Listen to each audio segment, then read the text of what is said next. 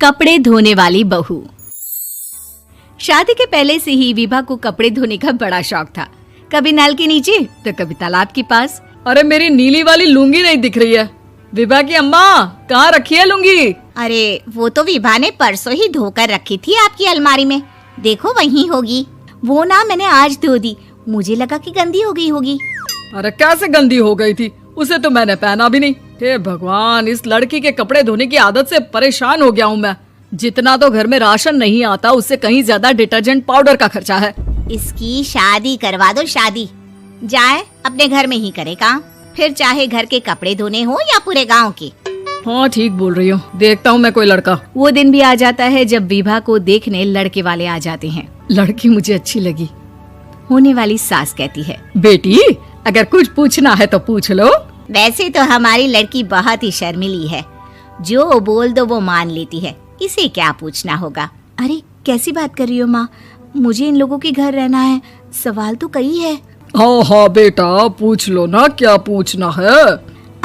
आप लोगों के घर कपड़े कौन धोता है? सास का मुंह बन जाता है। देखो, अगर तुम ये कहना चाहती हो कि तुम्हें कपड़े धोने नहीं आते तो सुन लो, कपड़े मैं ही धोती हूँ, लेकिन तुम्हारे आ जाने के बाद मैं रुमाल तक नहीं धोऊंगी। अरे चुप रहना भाग्यवान, बहू बेचारी घर आई नहीं, उसे डराना शुरू कर दिया। वो क्या है ना बिटिया, अभी तक तो ये कल्लू की माँ ही धोती थी, लेकिन अब तुम्हारे पापा तो दहेज में वॉशिंग मशीन देंगे ही। तभी विभा की माँ बोल पड़ती है, सवाल भी पूछा तो क्या। वैसे भाई साहब, मशीन की तो फिर भी कपड़े धोने की कैपेसिटी होती है। मतलब जो बिटिया दे रहे हैं ना विभा, इसे कपड़े धोने का बहुत शौक है। ये आप लोगों के क्या, आस पड़ोस गांव मोहल्ले सबके कपड़े धो दे और उफ तक ना करे। बाहर देखा नहीं आपने कितने कपड़े सूख रहे हैं? सब हमारी बिटिया ने ही तो धोए हैं। बस भी करो ना माँ, शर्म आ रही इतनी तारीफ सुनकर। और तो और एक दाग निकाल कर दिखाओ तो मान जाओ। हाँ अच्छा, माफ करना बेटा, मैंने गलत समझा। हमें तो रिश्ता बहुत पसंद है। और ऐसे जुड़ जाता है रिश्ता कपड़े धोने का शौक रखने वाली विभा का। उसकी शादी हो जाती है कोयला फैक्ट्री में काम करने वाले कल्लू के साथ। शादी के बाद अचानक विभा चिल्लाती हुई सास के पास आती है। सासू माँ, अरे सासू माँ कहाँ है आप? ये तो धोखा है, धोखा दिया आप लोगों ने मुझे। इसे ससुर के चक्कर के बारे में पता चल गया। अरे तो उसमें तुझे क्यों धोखा मिला है? अरे नल में पानी नहीं आता, कपड़े कैसे कब धुलेंगे? अच्छा, तू पानी नहीं आ रहा उसकी बात कर रही है। तो आपने क्या सोचा? कुछ नहीं। अच्छा, तेरी माँ ने कहा था कि कपड़े धोने का शौक है तुझे, याद आया मुझे। शौक बोलकर कपड़े धोने वाले मेरे जुनून को कम ना आके सासू माँ, कपड़ा धोना मेरा गुरूर है। तभी पति भी वहाँ आ जाता है। अभी मैंने इसे सनी देओल की फिल्म दिखाई है, उसी के डायलॉग मार रही है माँ। अच्छा सुन, साफ बता रही हूँ, पानी सुबह 4 से 6 और शाम को 10 से 12 आता है, समझी? विभा टाइमिंग सुनकर हैरान हो जाती है। ये क्या भूतों का मोहल्ला है? सुबह 4 बजे उठकर कौन कपड़े धोता है? 4 बजे टंकी में पानी जाता है, फिर सारा दिन धोना ना, किसने मना किया? अरे कैसी बात कर रही हैं? 200 लीटर की टंकी में कितने कपड़े धो लूंगी मैं? सुबह ही उठ जाऊंगी मैं। अब क्या था, विभा सुबह 4 से लेकर रात के 12 बजे तक कपड़े ही धोती रहती। एक रोज सास पड़ोस से निकलकर कहीं जा रही होती है कि साथ वाली कहती है, हाँ कल्लू की माँ, जरा ये बताओ कि 2 साड़ी है, 2 ब्लाउज और एक पेटीकोट और एक नाड़े वाला लंबा कच्छा। हाँ तो? अरे तो क्या, कितना लोगी धुलाई ये बताओ। धोबन दिख रहे हैं हम क्या? हमारे पति सरकारी नौकरी से अभी रिटायर हुए हैं और बेटा सुपरवाइजर है कोयला फैक्ट्री में। धोबन समझ रखा है हमें।